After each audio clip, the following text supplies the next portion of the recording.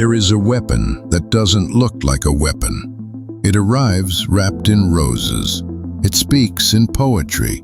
It texts you good morning before you're awake and good night after you've fallen asleep.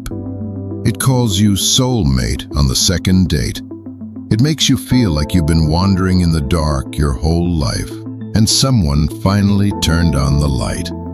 And by the time you realize what's happening, by the time you notice your friends are gone, your reality feels negotiable, and you can't remember the last time you trusted your own thoughts.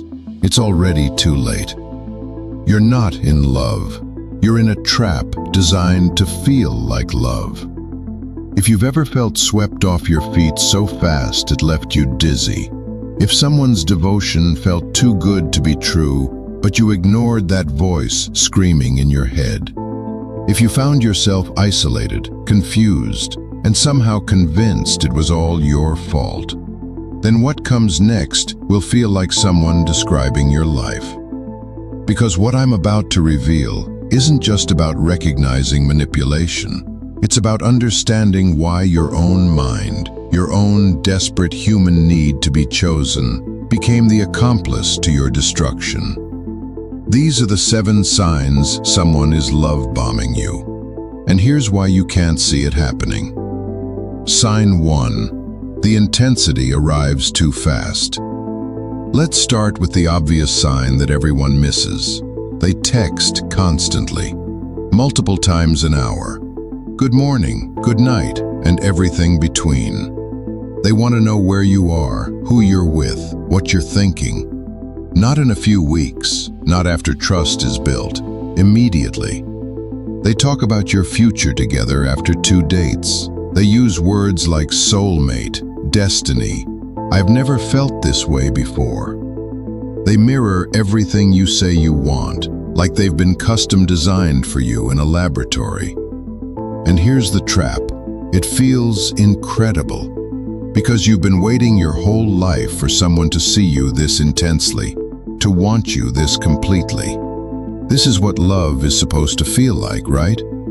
This is what the movies promised. Wrong. Real love, the kind that lasts, the kind that's built on truth, takes time. It requires the slow work of knowing someone, their flaws, their shadows, the parts they hide even from themselves. Love bombing skips all of that. It's a performance, not a connection. And performances always end. The love bomber creates overwhelming attention to bind you emotionally before you can think clearly. They're not learning who you are. They're overwhelming your defenses. And the reason you can't see it? Because your brain is flooded with dopamine, oxytocin, all the neurochemicals that make addiction feel like destiny. Stay with me because this is where it gets darker. Sign 2. They're reading your emptiness like a book. Here's what nobody talks about when they discuss manipulation. It only works because there's something inside you that needs it. The love bomber is a hunter, and they have one skill above all others. They can smell your wound. Maybe it's validation your parents never gave you. Maybe it's the belief that you're fundamentally unlovable. Maybe you've been alone so long that when someone finally looked at you like you mattered, you would have done anything to keep them looking. Jung called this the shadow, the hidden parts of ourselves we're ashamed to acknowledge. Your emptiness, your desperate need to be special, your fear of abandonment. These aren't weaknesses, they're human. But the love bomber weaponizes them. They watch how you light up when they compliment you. They notice what makes you feel seen, and then they give you more of it, endlessly, until you're dependent on them for the feeling of being worthy. This is the second sign. They seem to know exactly what you need to hear, exactly when you need to hear it. Like they can read your mind, like they were made for you. But here's the truth.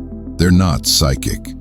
They're just paying attention to your hunger and feeding it until you forget how to feed yourself. The reason you can't see this?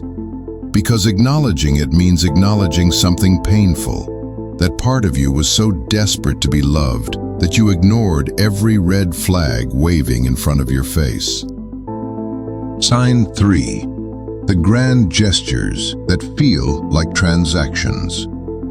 They buy you gifts you didn't ask for. They show up at your work with flowers. They write you letters, long and poetic, about how you've changed their life. They clear their entire schedule just to be with you. They sacrifice loudly. Sign 3 is this: every act of generosity comes with an invisible price tag. Nietzsche understood this. He warned about the gift giver who expects everything in return. The love bomber doesn't give freely, they invest, and investments demand returns. At first, you don't notice the ledger they're keeping, but eventually it appears. You want to spend time with friends? After everything I've done for you? You need space to think? I canceled all my plans for you. You express discomfort? You're so ungrateful. The gifts weren't love. They were down payments on your autonomy. And now the bill is due. This is psychological capitalism at its finest. They created artificial debt, and now you owe them your time, your attention, your compliance. You feel guilty for having boundaries. You feel selfish for wanting anything they don't give you permission to want. And here's why you couldn't see it coming. Because generosity is supposed to be good. How do you question someone who's being so kind? How do you push away someone who's giving you everything you thought you wanted? You don't, until it's too late. But we're not done yet. The pattern deepens. Sign 4. The withdrawal that trains you to beg. This is where the machinery of control fully engages. After weeks or months of constant attention, something shifts. They become distant, cold. The texts slow down. The compliments stop. They're suddenly busy, vague, unreachable. And you panic, because your brain has been conditioned. You've become addicted to their approval, their presence, the drug of being adored. And now the dealer is withholding the supply. This is sign 4. They cycle between overwhelming affection and sudden coldness. Psychologists describe this as building attachment through unpredictable emotional availability. The pattern keeps you destabilized and focused on winning back their attention. You start performing, trying to figure out what you did wrong, trying to become whatever version of yourself might bring back the person who made you feel alive. You apologize for things you didn't do. You compromise on boundaries you swore you'd never cross. This is operant conditioning, random reinforcement, the most powerful form of behavioral control ever discovered. Rats will press a lever endlessly if the reward comes unpredictably. You'll sacrifice yourself endlessly if their love comes unpredictably. And the reason you can't see it, because you're not thinking about patterns anymore. You're just desperate to stop the pain of their absence. You're just trying to get back to how it felt in the beginning. But it will never feel that way again, because the beginning was bait, and you swallowed the hook. Are you still with me? Because we're about to enter the darkest territory. Sign 5. Your world is shrinking. At first, it's subtle. Your friends don't really get you like I do. Your family is holding you back. That job is keeping us apart. They don't demand you cut people off, at least not directly. They just express concern, disappointment, sadness that you'd choose others over what you have together. Sign 5 is this. Slowly, methodically, they isolate you from everyone who might help you see clearly. This is where Machiavelli would slow clap. Because this is power at its most elegant. They don't need to lock you in a room. They make you lock yourself in. They make you choose them over everyone else, repeatedly, until there's no one left. When you're isolated, you can't verify reality. You can't check whether their version of events matches what actually happened. You can't ask someone, "Is this normal? Am I crazy?" Because there's no one left to ask. And when you finally notice, when you look around and realize you're alone, they're ready with the explanation. "See, they all abandoned you. I'm the only one who stayed." But they didn't abandon you. You pushed them away, one boundary violation at a time, because you were taught that love means choosing them over everyone, even yourself. The reason you couldn't see this happening? Because it happened one small decision at a time. Each one seemed reasonable in isolation. Only when you zoom out do you see the pattern. A prison built from your own choices. This isolation isn't an accident. It's the goal. Because once you're alone, you're completely controllable. Sign 6.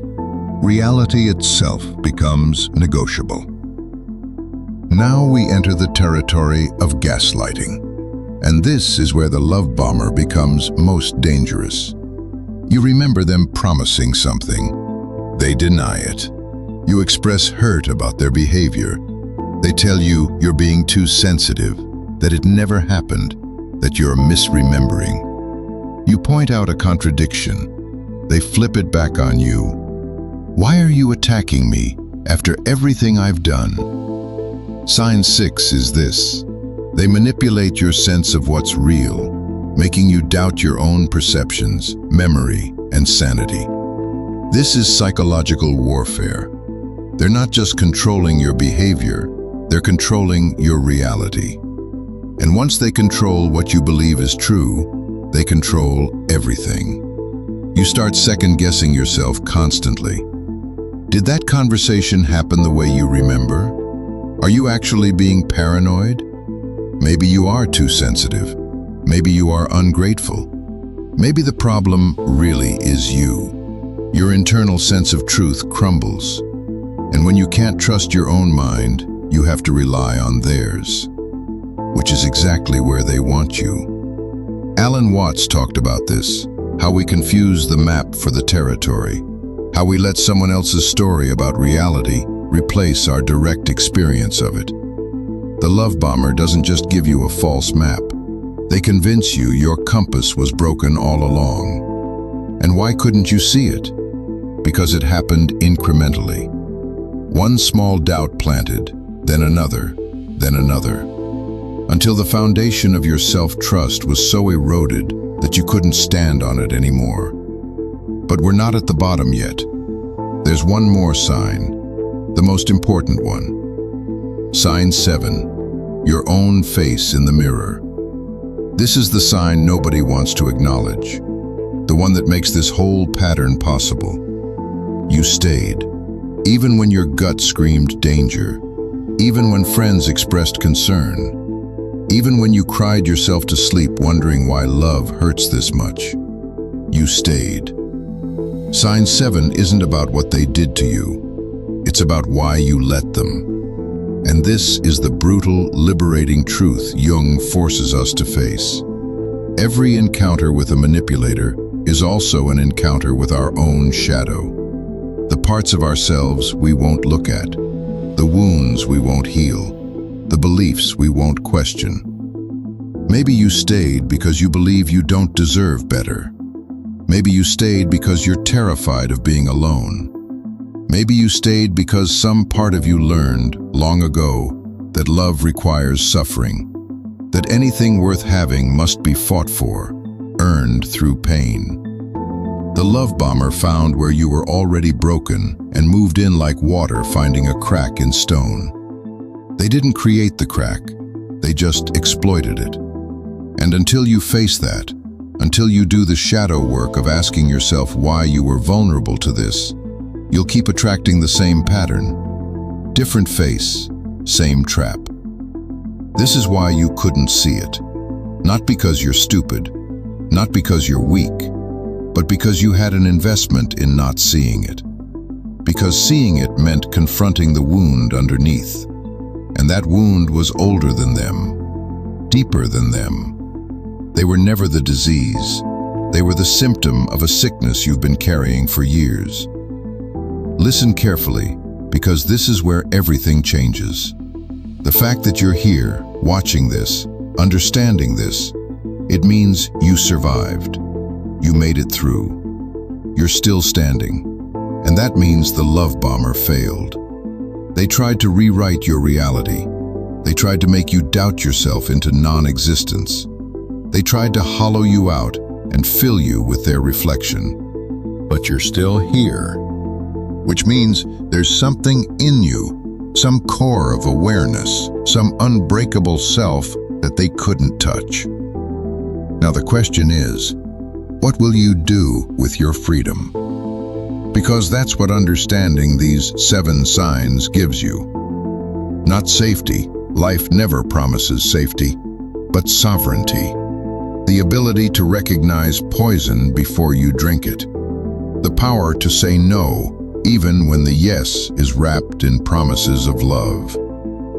You went to the underworld. You danced with your shadow. You learned how easily devotion can become domination. How quickly I love you can become I own you. But you came back. And in the coming back, in the surviving, in the slow and painful work of reassembling yourself piece by piece, you became someone the old you would be proud of. Someone who knows the territory. Someone who can't be easily fooled again.